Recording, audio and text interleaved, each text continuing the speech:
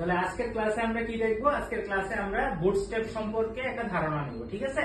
আমাদের HTML CSS ওই পার্টগুলো শেষ এবং জাভাস্ক্রিপ্টের আমরা বেসিকটা শেষ করছি, ঠিক আছে? এখন হচ্ছে আমরা বুটস্ট্র্যাপ নিয়ে আমরা হচ্ছে আলোচনা করবো আজকের ক্লাসে।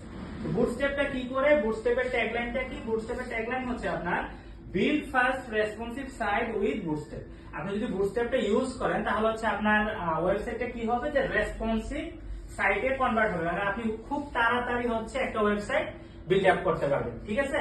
তা আমরা বেসিক্যালি ডক্সে যদি যাই, আমরা ডক্সে গিয়ে হচ্ছে দেখবো যে বুটস্ট্র্যাপে আসলে আছে কি, ঠিক আছে? তো দেখেন গেটিং স্টার্টেড নামক একটা অপশন আছে, দেন কাস্টমাইজ অপশন আছে, দেন হচ্ছে আপনি এখানে যদি যান লেআউট আছে, কন্টেন্ট আছে, ফর্ম আছে, কম্পোনেন্ট আছে। এবং খুব মজার ব্যাপার যদি আপনারা এখানে খেয়াল করেন, যেমন হচ্ছে আমি এখান থেকে এই ফর্মে গিয়ে ওভারভিউতে চলে যাচ্ছি, ঠিক আছে?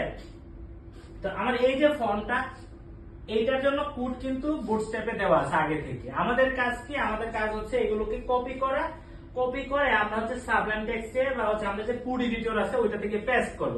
যখন পেস্ট করব আমার হুবহু হচ্ছে এই ফর্মের যে লেআউটটা আছে ওটা চলে আসবে, ঠিক আছে? এতে কি হবে যে আমাদের কোডিং করাতে হচ্ছে সময় কম লাগবে এবং হচ্ছে আমরা খুব তাড়াতাড়ি একটা রেসপন্সিভ ওয়েবসাইট তৈরি করতে পারবো।